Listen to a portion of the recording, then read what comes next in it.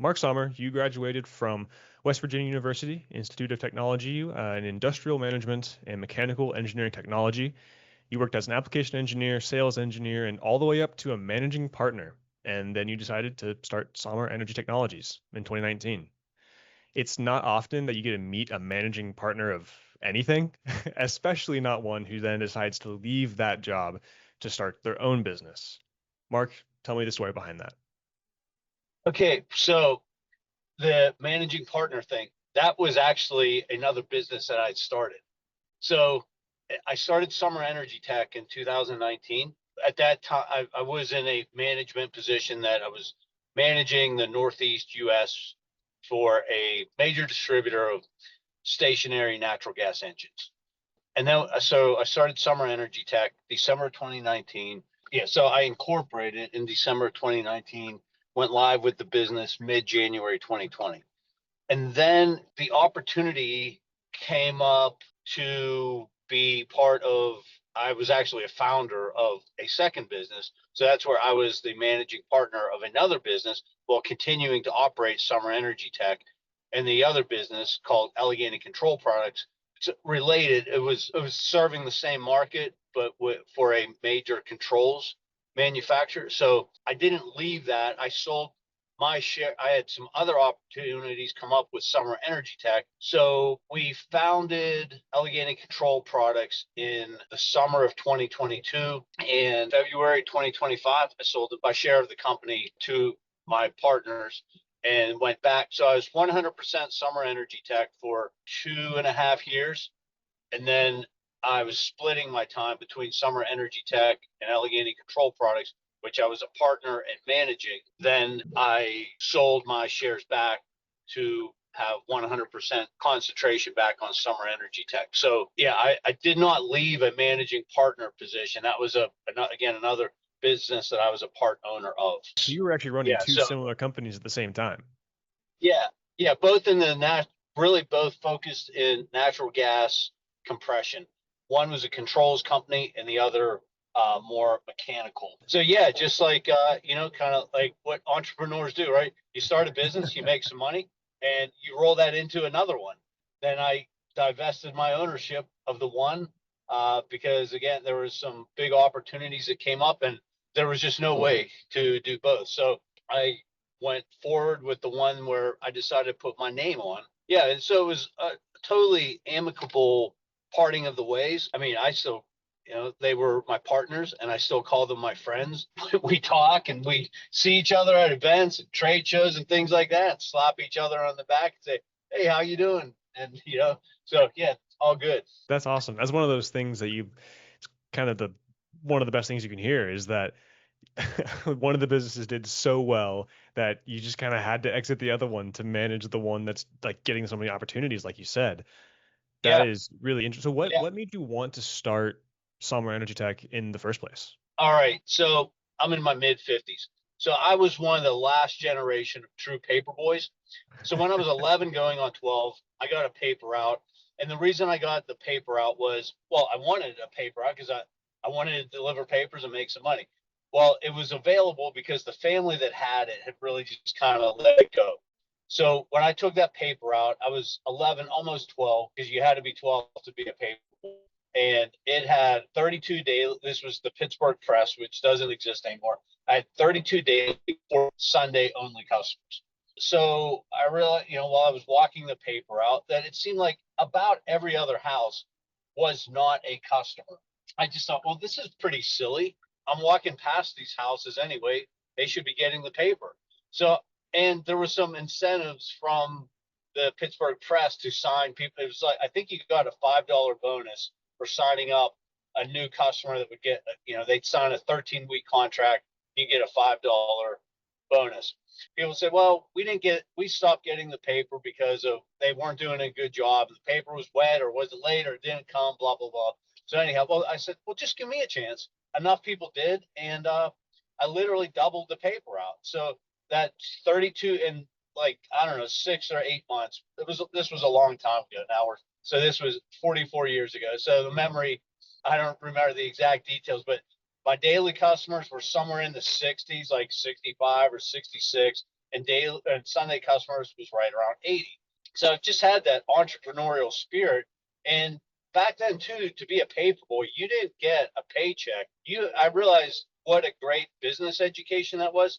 So I carried the paper from age 12 to age, I was a little over 17 when I finally gave up my paper out because I was making so much money at my paper out. I just didn't want to give it up and get a regular job plus grass cutting work. But anyway, uh, to be a paper boy, you had to go get the customers.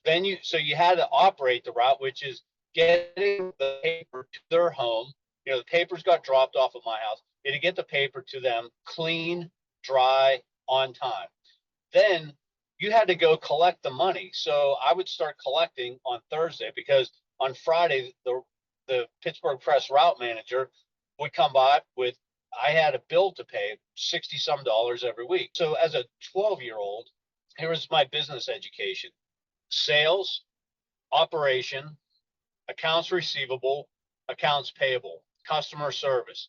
I mean, that like it was the foundation for everything. I've just always had that kind of entrepreneurial drive. And then from a technical standpoint, why I went to school for mechanical engineering technology and industrial management. Well, I'm a gearhead, and I just wanted to learn more about gears and springs and how machines work the way they do. Like I was, racing bicycles and I had old dirt bikes and messing around with cars. That's just the stuff that I still like to do for fun. And I just wanted to learn, not just how stuff goes together, but what was behind it. So I found the program at West Virginia Tech. I thought, wow, this is perfect. It's engineering technology, so more hands-on, less math and more lab time. You end up getting a bachelor's degree too. So it just fit everything perfect that I could have this technically oriented business background. It just fit me to a T. And then, throughout my career, there was a lot of people who I learned a lot from. And then I just really, I got to a point where, I don't want this to come across the wrong way, but I mean, I'm 55 and I'm a lifelong learner. Like I am taking classes right now because I read a lot and I'm always continuing my education. But I started to find in the last, I guess, so I've been on my own for 7 years now. So let's say the last 15 years, maybe I started to work for people that I wasn't really learning from. I don't want to see like I'm puffing myself up, but I didn't have anything left to learn. It seemed like from working for others that I would either want to I would have concepts, and I just realized, oh, my boss doesn't even understand what I'm talking about, let alone provide advisement for anything. So then, the difference between going into business in the industrial world versus the consumer world, or I'll say business to business in general, but industrial, there's a lot of hurdles to clear, just even being set up as a vendor. I make this example, if you decide to go in to business for yourself and you're going to have a coffee shop, you rent a space, you get a coffee pot, you put a sign up, and chances are on day one, there's going to be people coming to try out the new coffee place. Where in the industrial world, as you well know, it can take 6 or 8 or 12 months to even get an account that someone can buy from you. So there was a lot of diligence from that standpoint, support from the manufacturers who I represent, or, the manufacturers who we represent, we also use their product. Like we take and integrate their commercially available equipment into custom packages. So having the support of the manufacturers of our endeavors is huge. And then, I worked for a guy who was just a great guy, and he would say, you need people pushing you up and people pulling you up. And it's kind of that same way. I don't know which is which, but being in, I'm not a manufacturer. We're more of a solutions provider, integrator, whatever buzzword you kind of want to say, but you got to have the support of the manufacturers who provide the components for what we put together. And then also customers that they say, okay, yeah, I had, again, not blowing myself up, but I had a decade of reputation, a positive reputation built over decades to have the confidence than that to go off on my own. So Yeah, totally. I that mean, was a lot of rambling, but yeah, you got your homework cut out for you now. Editing my long-winded tale. no, I mean, I think it's important for that whole picture to be painted like that, because it just shows how, I mean, in a lot of ways, how it builds over time, that kind of desire to do your own thing and the, like you said, the confidence to do it.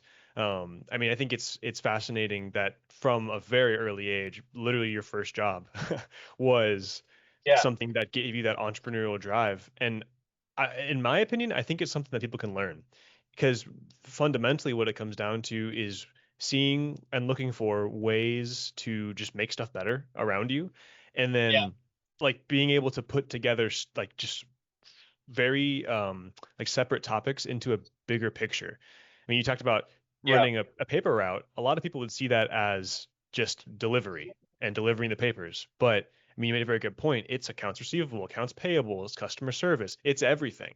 And being able to yep, kind of have that bigger picture from the beginning kind of just almost forced upon you.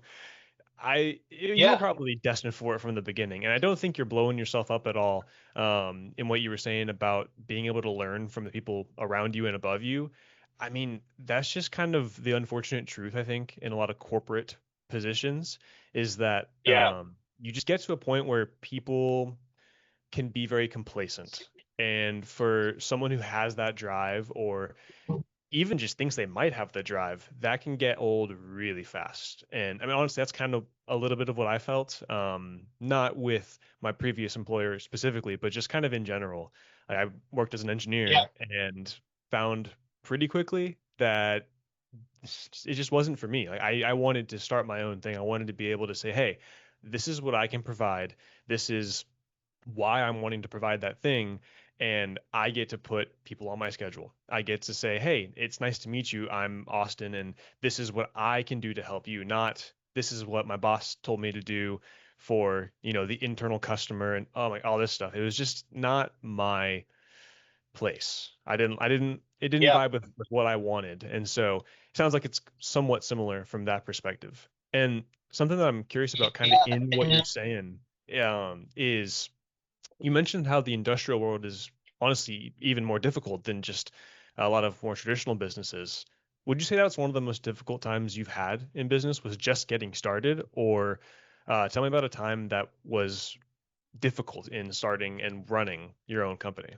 part of the way I got started was there was a manufacturer who I probably can't say their name because they've been bought by someone else Mm. since then. Yeah, But that's fine. they were entering a market, and they were entering the natural gas engine market, and that was one of the companies that was really foundational of getting. So this was in natural gas. It's a key engine component, which are and there. It's also some that are replaced regularly. Well, on scheduled turnarounds when engines are remanufactured. I basically paid me a market development fee. So that did two things. I gave them the vast majority of my time to introduce, to give them reach into the market. And in return, they paid me this guaranteed amount every month. It was like being a 1099 employee. While at the same time, I was also working with some other manufacturers building up other parts of the business. And there were a couple other manufacturers too that I helped in my early days of help them with not necessarily bringing products to market, but I was able to bring market feedback to them so then they could make modifications, what the market actually really wanted out of their equipment, their technologies. So there was a couple. So I did some of that to get started. So it was kind of like steady cash flow from that standpoint while building up other parts of the business. In the industrial manufacturers rep business, having a market development fee is not a new concept whatsoever. Because if a manufacturer, they want to go from zero sales, zero visibility. At the same time, a rep can't live on zero income, and because the sales cycle, again, this is not like a hot new consumer product. Someone sees a billboard for the new iPhone, think, oh man, I got to get the new iPhone. Well, it's not that way in the industrial world, as you know. Sales cycles are very, very long. Yeah, so it's a balancing act for sure. Yeah, what a So, unique problem to have to figure out how to solve, especially for a bunch of very big companies. So what I'm kind of this might the answer to this question might kind of be related to what you just said, maybe. But I'm curious about in running Sommer Energy Tech and in the other venture you were a part of. I'm curious yeah. about something in those that's maybe a lot easier than people realize, and something that's way more difficult than people would ever understand. Okay, so in my early days, and I can't remember who said this, but I do have a pretty good library of quotes stored away in my head. And a guy told me, he said, Mark, the toughest thing to do in business is to get a customer.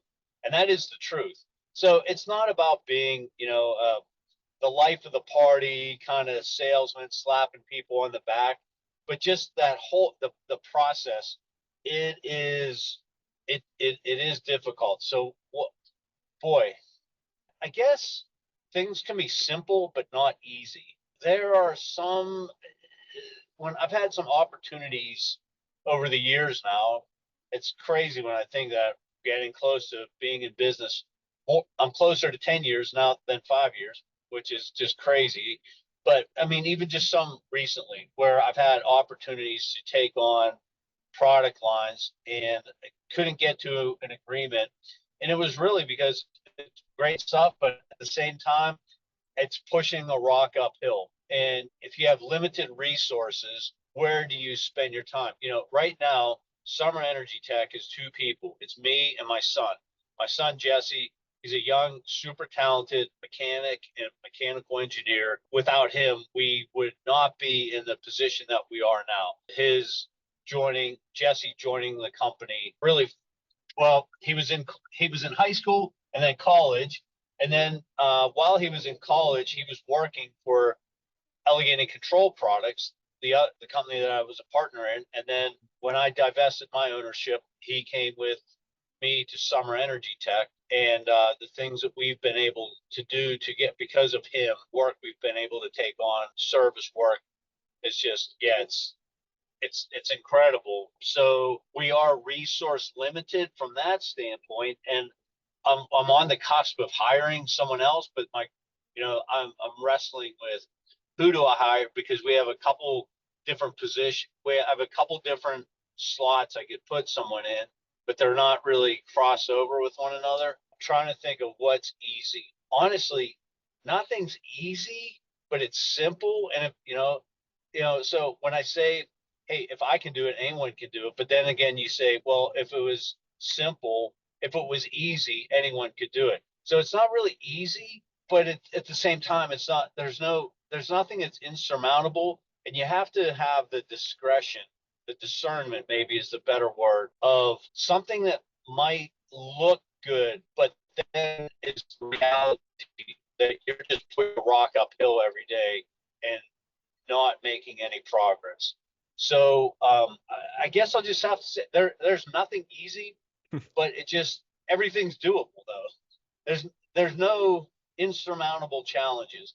And I mean, hey, and there's been some cases where I've thought, man, if I could just hire the guy to do this or that, if I had a big war chest of money that I could take a chance on, on a expensive guy, whether it's a technician or a very focused sales guy, that would be easy.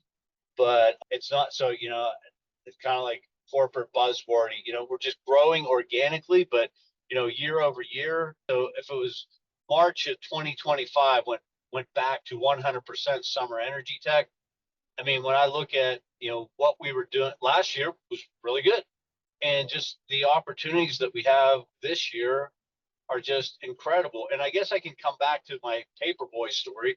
And when I was 12 years old, I was not scared to knock on people's doors and ask them if they'd want to have me delivering the paper. We have one of our best new customers and opportunities as a result of a cold call. And we have a few more.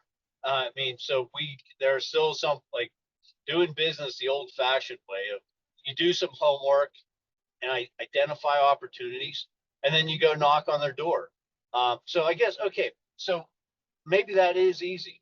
So if you know the market that you want to serve, then you can start honing in on that. So, okay, so what's the profile of potential customers in the market that I want to address? All right, so now you figure that out. So it's just very methodical. And then you just keep drilling down. Okay, so now I found this company and that company A, company B, company C. They're in the industry that I am serving, and I'm going to go learn more about them. So you can learn a lot online. You know, LinkedIn is a great resource to learn about the company, and it's people because it's like the old cliche at the end of the day, people buy from people. They don't buy from businesses. So that is the easy part for sure is decide what you're going to do. What is the market you're going to serve? Do a little bit of research and that'll blaze the path forward for you. It'll just do it itself just by taking, these steps instead of just, I guess like I said if you look at a consumer business, the whole world is the addressable market or whatever. If you open up a coffee shop, you could say, well, the addressable market is everyone who lives in a 3 mile radius of this place. Okay. When you get into the industrial world, it's a whole different ball game. Oh, absolutely. And you see a lot online about like learning what your niche is. And I think when you enter a certain kind of market, that can almost get determined for you, which is good and bad. Like you said, each one has its own kind of challenges. But yeah, I think that's a great point of something that's easier than people might realize is just doing the research and doing the cold calls because it just seems Yeah. so scary whenever you think about doing it. But like you said with the paperboy thing, I mean, at the end of the day, you're offering either a service or a product for Yeah. exchange for money. And if you Yeah. present it as a value exchange, not just pay me for the thing, then you're getting Yeah. somewhere with that person. So that makes a lot of sense in terms of kind of the story of getting here today. Um, Whenever I think about maybe kind of reframing, zooming in on like today, the last 2 years with Sommer Energy Tech, what feels the hardest right now? So I'll come back to it. It's almost more like administrative where, I mean, we are doing work as subcontractors, which it's unbelievable, that my little family business is conducting business with major oil and gas companies. I mean, majors like household name type oil and gas companies. Uh, from a product standpoint, they are, we're working with them directly, but then as a service, uh, we are for the most in oil and gas. So there's service work that we're doing directly outside of oil and gas. Outside of oil and gas, we're doing work as a subcontractor, and within oil and gas, we are doing the work as subcontractors for bigger service providers.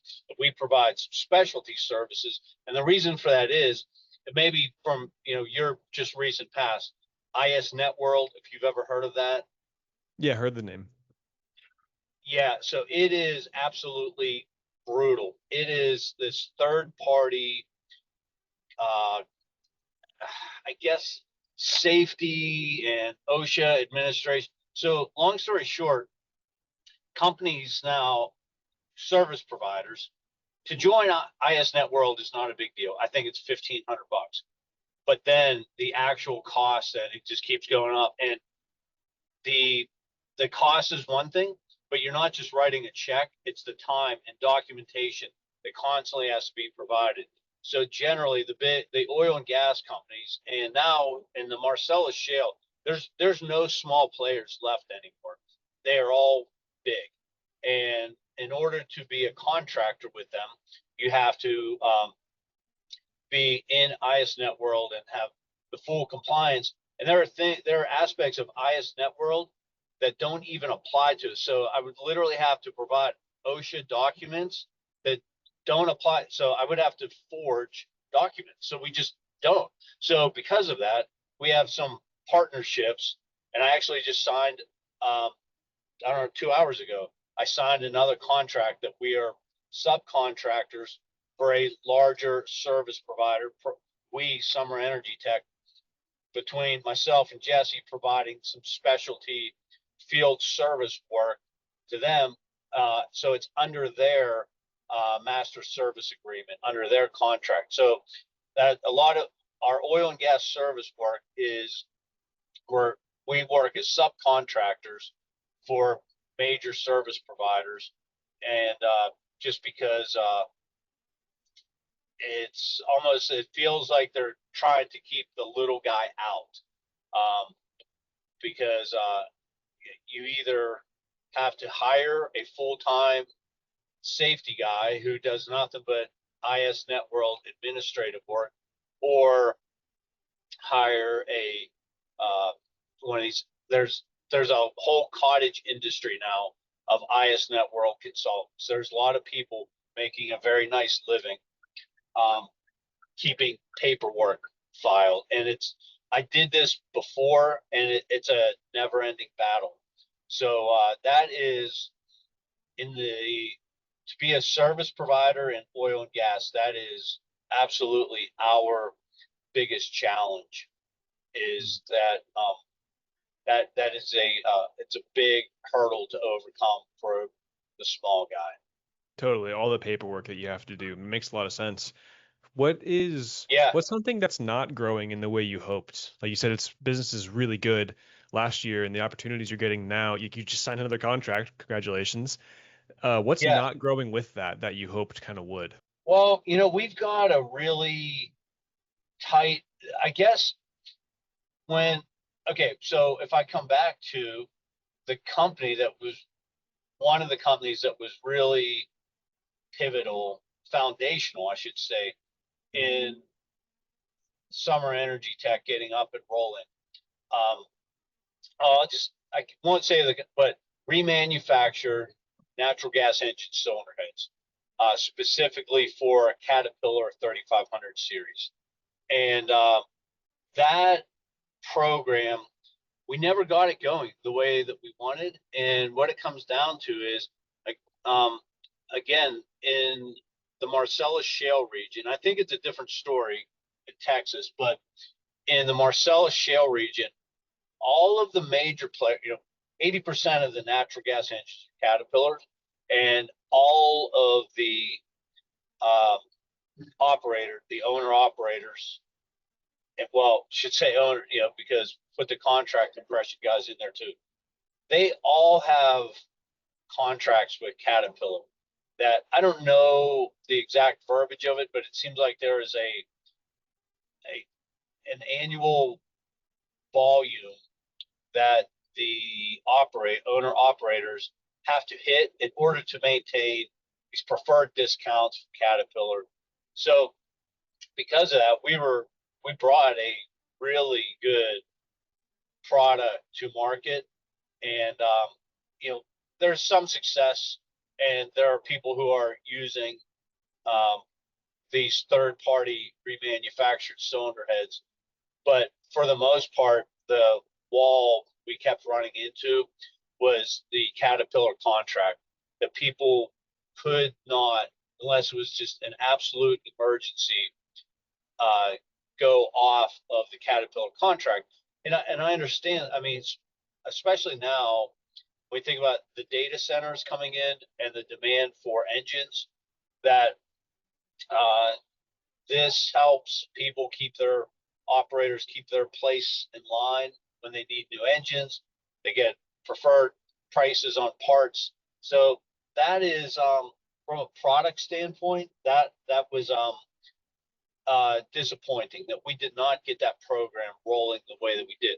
Now it has done well outside of compression, the landfill gas engines, um, not really tied in with the Caterpillar contracts the way compression is, but yeah, that was yeah, we took a good crack at it, but at the end of the day, when there's these, you know, contracts made between, you know, when I say major, I mean like the biggest of the big, right? Hmm. And Caterpillar, uh, where these decisions that are being made in boardrooms thousands of miles away, just you can't crack it. No matter how good you are, no matter how persistent, no matter how good the product is, there's just something you just have to say, yep, that's it. And okay, this didn't turn out as big as we thought it was going to be, but we're getting something. And that something ended up being more landfill gas engines. So anyway, that's probably the well, what has not worked out the way we all thought it, that the cylinder head, the 3500 series cylinder head, but that's the big one that uh, did not get. But then there are other things that were not even on my radar. And talking about cold calls, there's a product line that we have that has been unbelievable for us. That is a result of a guy came knocking on our door when when I moved the business, and it was Allegheny Control Products, Sommer Energy Tech in one building. He saw there was an article in Gas Compression Magazine. This guy we've become personal friends with came knocking on our door, and I said, "Yeah, come on in." And we got talking. I said, "Oh yeah, you know what? For this other piece of equipment that we build, I could use." There was a Sommer Energy Tech piece of equipment that could use his the meter that he has. So long story short, we ended up becoming an OEM customer for these meters, and it's a huge part of our business now. Of We've developed a system on gas compressors to measure and log the rod packing vent gas, the fugitive emissions. So that's a big deal with EPA Quad OB, and it's just so yeah, because of I answered the door on a from a guy, another guy who's like around my age too, so still grew up in the cold call era. A guy who's well maybe 5 years older than me, whatever. He came knocking on our door to say hi and see what we're up to, and hey, I have these meters for gas. I said, oh man, yeah, you know what? We could use those. Let's talk. And it is it's become it's a major part of Sommer Energy Tech's business. So you have the things that there's no such thing as a sure thing, but something that wasn't even on my radar 4 years ago is now you know a huge part of the business. So just lots of things like that. Yeah. Mm. Being able to see those opportunities when they come up and being able to pivot like that is a huge thing. Um, I got kind of a two-parter maybe. I'm curious, what is something Sure. that's feels like a waste of your time right now in the business? And then what's another way you've pivoted recently? Um, Waste of time. So I am very, very stingy with my time.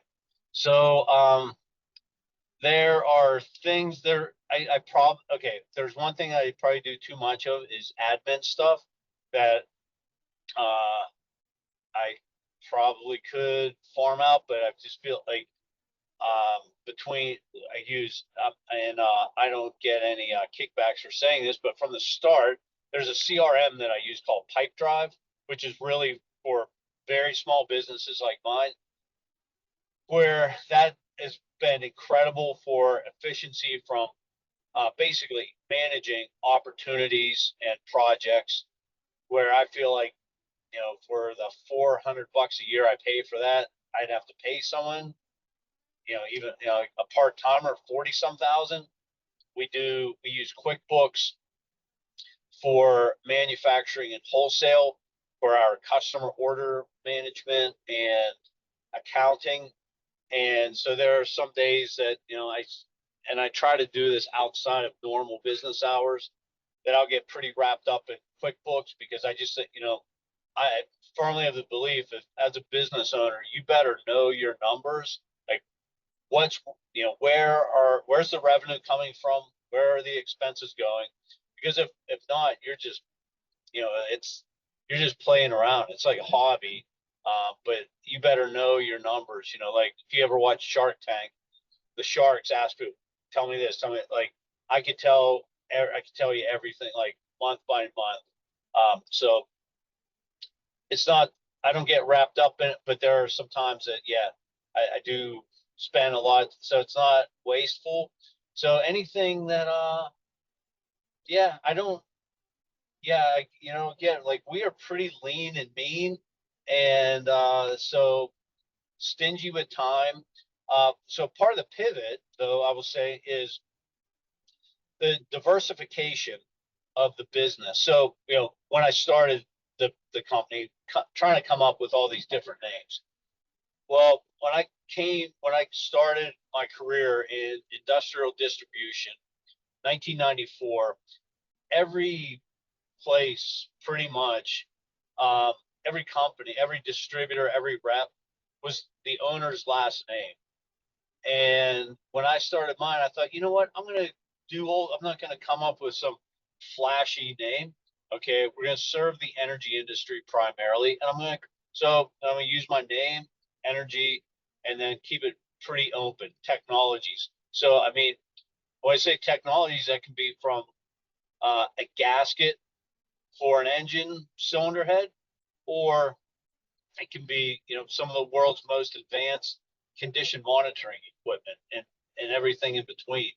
So the pivot, the opportunity came about when I made the decision to divest my shares of ownership in Allegheny Control Products, is that my first 4 or so years working out of college was in the hydraulics fluid power industry. And I really liked it, purely mechanical. And so because of there's a company another one that was from the very start with Sommer Energy Tech. It was Turbo Supply. Now it's Turbo Power Systems. They were bought by BBB Industries, who now goes by TerraPower.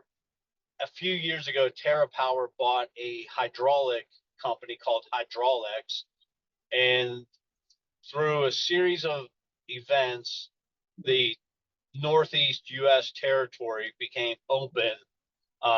Hydraulics needed representation, and because Sommer Energy Tech had been doing a good job for, at that point, 5 years for Turbo Supply. I might lose. I'm going through a tunnel now on the Pennsylvania Turnpike, so if I drop out, just hang tight. Okay. Yeah, no worries. Okay. So, so this series of events came about, and that's another, not really, it's not really any exciting story, but it just seemed to make sense that, that they had a known quantity of Sommer Energy Tech, and the reality, the numbers speak for themselves. We're now 7 years with Turbo Power Systems, TerraPower, so obviously we're doing a good job. And so when the opportunity came up to take over the hydraulic territory, we did that.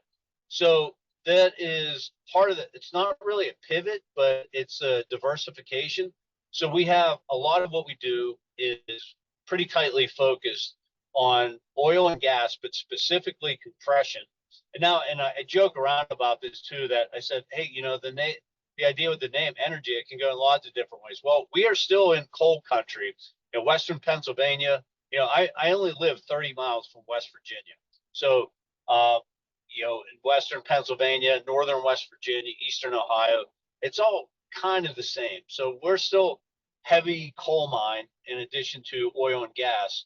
Um, so um, when the opportunity came up, and I said, okay, we're going to do it, but I can't do it alone.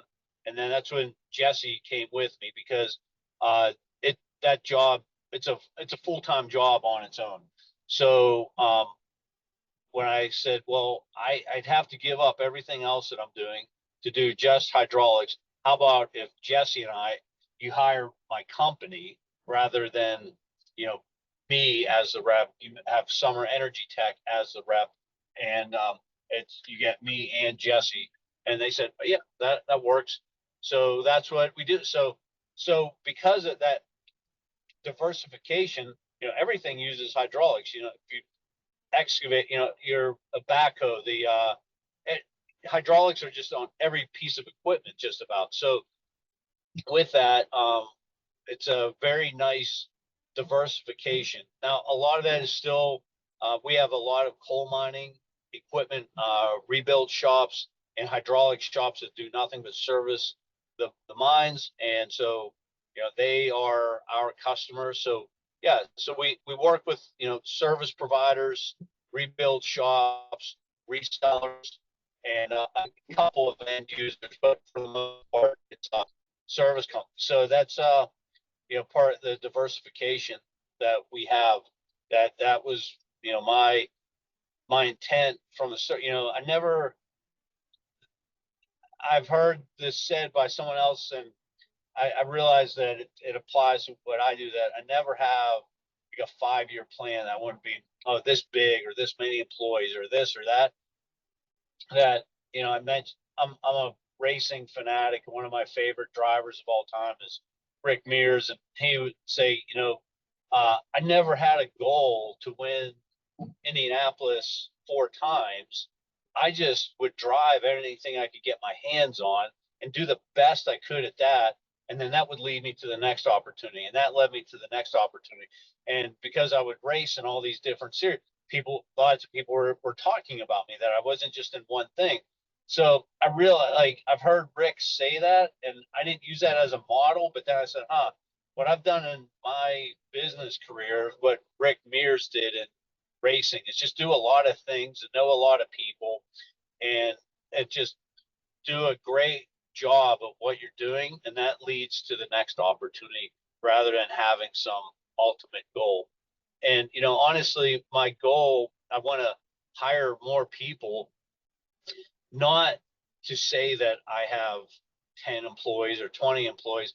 I really look at, and and if you want to use this, when you and I know in your LinkedIn headline that you are a follower of Christ. I am a born again man myself, and I really believe that I want to employ more people, uh, so that to help others have a better life than they currently have. Did I Beautiful get answer. too far off track? No, Yeah, no, not at all. I think understanding why someone chooses to pivot or diversify in business is yeah, really important, because just seeing it at face value almost doesn't always make sense, really, or even work yeah, for whoever is listening. And so yeah, I think it's yeah, an important background to that. I I really like your reasoning at the end that you mentioned about being born again, being a Christ follower, and that being kind of the drive for growing the business, to be able to kind of provide for other people and show them and yeah, be like Christ in that way of providing opportunity for them to grow and to know him and to do that. And that's a similar kind of drive that I have, is being able to say, hey, you can do this from that perspective. I think a lot of people get it mixed up. They get it wrong about what it means to yeah, follow Jesus. And I think yeah, that's really cool that you totally. have that perspective, especially in the industrial industry. I feel like industrial can be weirdly secular. Like you'd think there'd be a lot of like I think the expectation maybe would be a lot of real old-fashioned people who like go to church every Sunday, real good Christians, quote unquote. And I mean, Yeah, from my somewhat brief experience with Miratech, it didn't seem that way.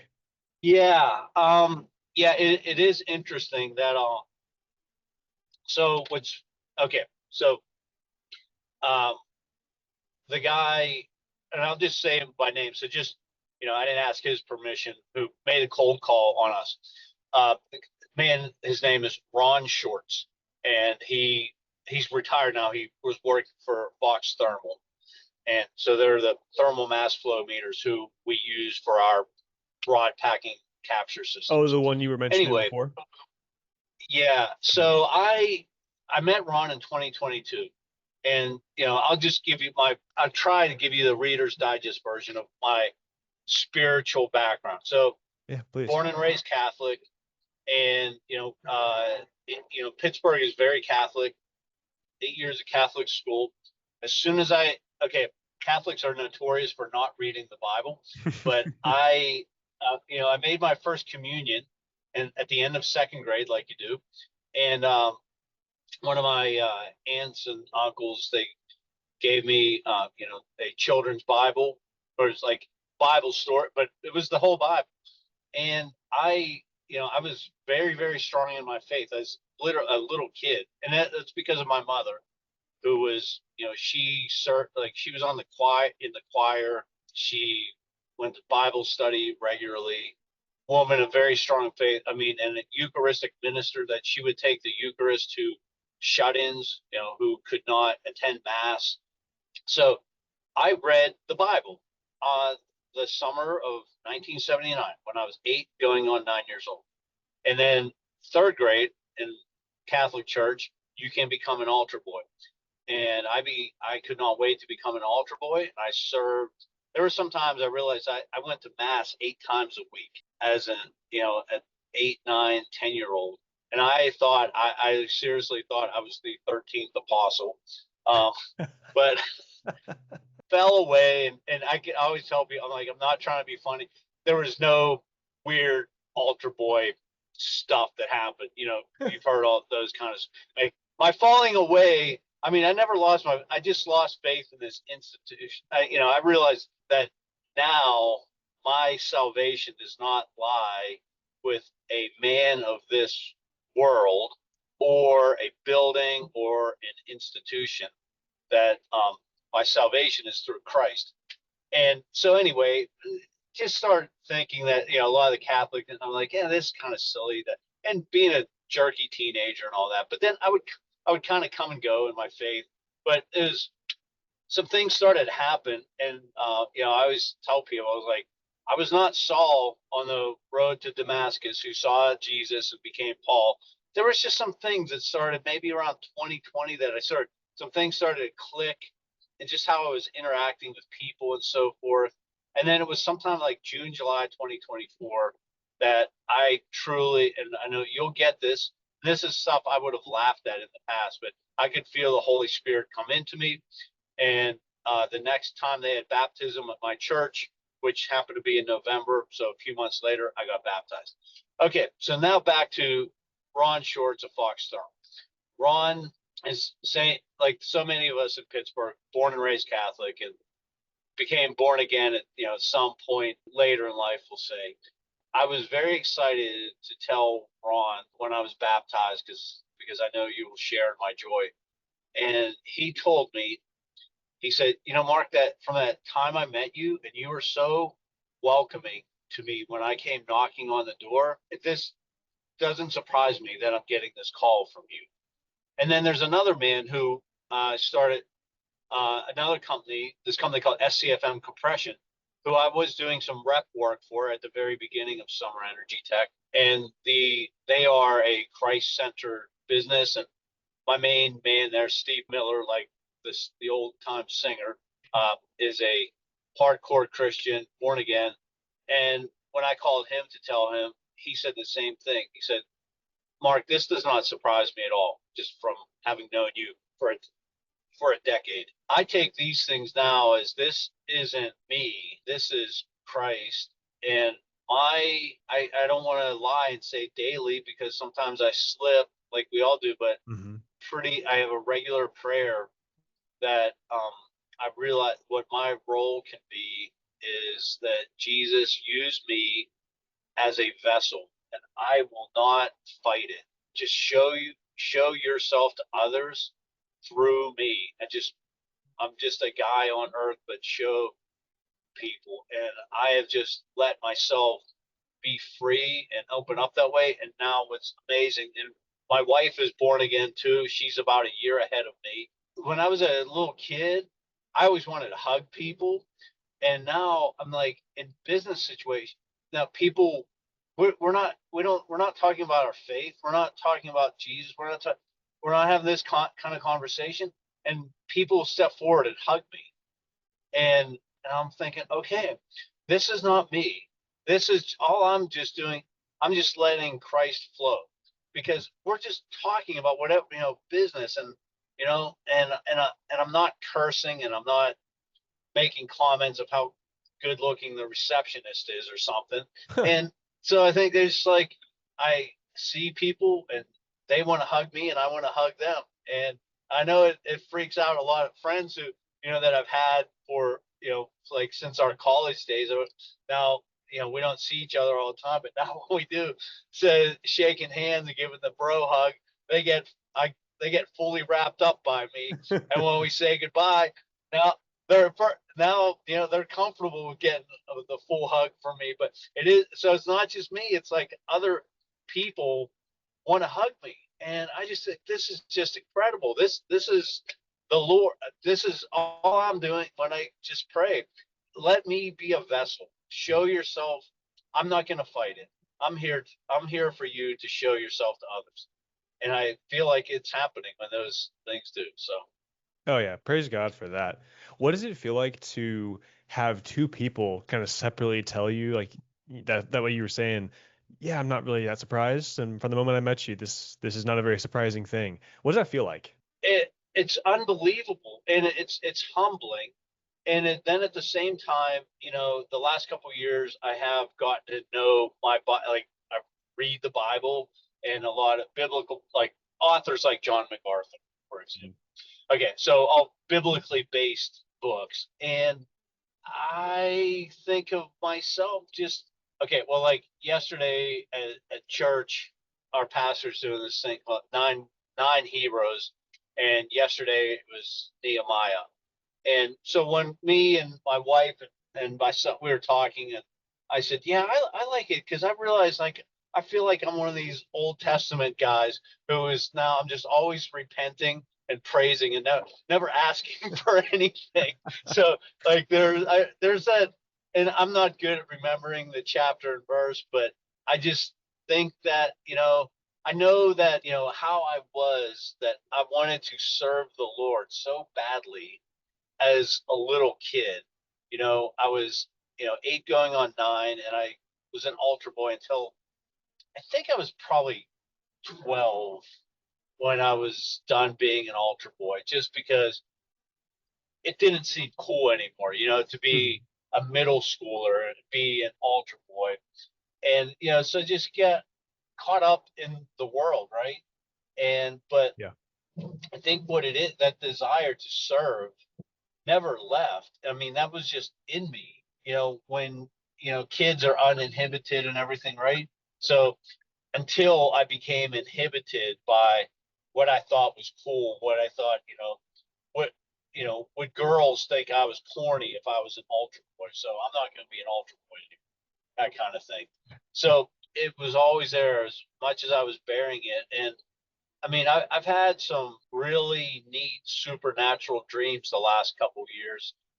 People warn me, okay, now, okay, you're born again, get ready for spiritual attacks. I didn't really know what that meant, and I've had some, mainly in the form of dreams, but I've also had some really amazing dreams. And one that was pretty neat a few months ago was, start, like I say, you start doing the things that teenagers do. And then when I was in college, like really between the ages of 19 and 23, I wasn't living a good life. And I had this dream that it was amazing, that it was literally like that period of my life, different parts of it that I thought I was pretty cool and I thought pretty fun at the time. And I had this dream, was replaying those, but Jesus was right next to me, and all I had to do was turn, and he was there. And I just said, okay, that was just that reassurance that, yeah, that I came Wow. back, but he never left me. I had a dark period when my first marriage ended. That was a rough few years. But at that time, what was some less than ideal behavior, yeah, all I had to do was turn. So that was just absolutely amazing. So I've had some very nice dreams like that. Coming back to how did that make me feel? Incredible and reassuring. And I know, all glory to God. Um, I'm just I'm just a vessel. Amen to that. And thank you so much for sharing. That is really cool. And I love hearing stories like that, especially in the context of business, because people get it in their minds that those things can't go together, and they really, really can. So many of, I think, I don't remember the exact numbers, but throughout the Gospels, Jesus tells somewhere in the neighborhood of, I think it's like 70 different parables, something like that. That's not right, but it's somewhere Yeah, around there. And I think it's like 30 of them take place in the marketplace. yeah, 30-ish of those parables take place in the marketplace, which back then for most people was where you went to work. And so people right. see, for whatever reason, they see nowadays that, yeah, religion, Christianity, Jesus, all that stuff can't come into the workplace. Jesus himself shows us that actually that's a great place for it to be, because it's where you're seeing people of all different walks of life coming together to do what they do every single day, their I work, their job. I had I wholeheartedly agree. And although, I went in and out of practicing Catholicism, I would, and I didn't really understand what it meant to be born again. I just thought that, okay, so that means you get a perfect haircut and you never miss church on Sunday. And I don't know, you're self-righteous, holier than thou. Now I know that I was wrong about that. And when people would bring their faith into the workplace, I thought of them as, oh, you're just like the money changers. That Mm. you're sitting at the tables that Jesus flipped because you're bringing him, you're using Jesus for your personal financial gain, and that's wrong. So, but now, me and some guys, like we have this talk, and it's actually, I was at a party on Saturday night. It was artists and musicians, but the couple who was hosting it, they are both Christians, and a good amount of the people, if you think, when I say musician, I'm not talking classical music, like I'm talking rock and roll, and artists and rock and roll, and most of the people there are Christians who, but like me, have lived a life. And one guy that I was talking with, he owned a machine shop, and we were having this discussion. He said, when believers do business with other believers, that is also, you can look at that. That can also be part of your tithe. And I said, yeah. Mm. Now I realize that I know that where my money is going, and people know when they are, working with me, where does that money go? That it's not going to bad stuff. That's really it. When believers are doing business together, that it's kind of like a circular economy. Yeah, that's a great perspective. I'd never thought about it that way. That when believers do business with other believers, that is supporting like the kingdom. That's Yeah, fascinating. And when believers do business with non-believers, it's an opportunity to share the gospel, which is supporting the yeah, kingdom. And so that's really yeah. cool. I got one more question for you, Mark. This has Sure. been an absolute pleasure so far, and I ask all my guests this question. And the point is not to try and find regrets or anything like that. It's not about that. It's more of what I was telling you at the beginning about trying to help people see and learn from other people's experiences. So that's kind of the perspective Yeah. I'm coming at from here. But the question is, what is one thing that you kind of wish you had known or done sooner? And this can be about your walk with Christ. This can be about the business. This can be about your work, something we talked about, something we didn't. You can go wherever you want with that, but something that you had known or done sooner, My walk with Christ, I'm going to just say his timing is perfect. So as it always now is. there is one, yeah. So the regret that I have from that standpoint, though, is, but again, his timing's perfect. But so my sons are 22 and 25, and my 22-year-old son Jesse, who works with me, he is the one who kind of got things going in our house. And my son Luke is a believer, but he's not born again. Jesse, went to school for same thing as me, mechanical engineering technology.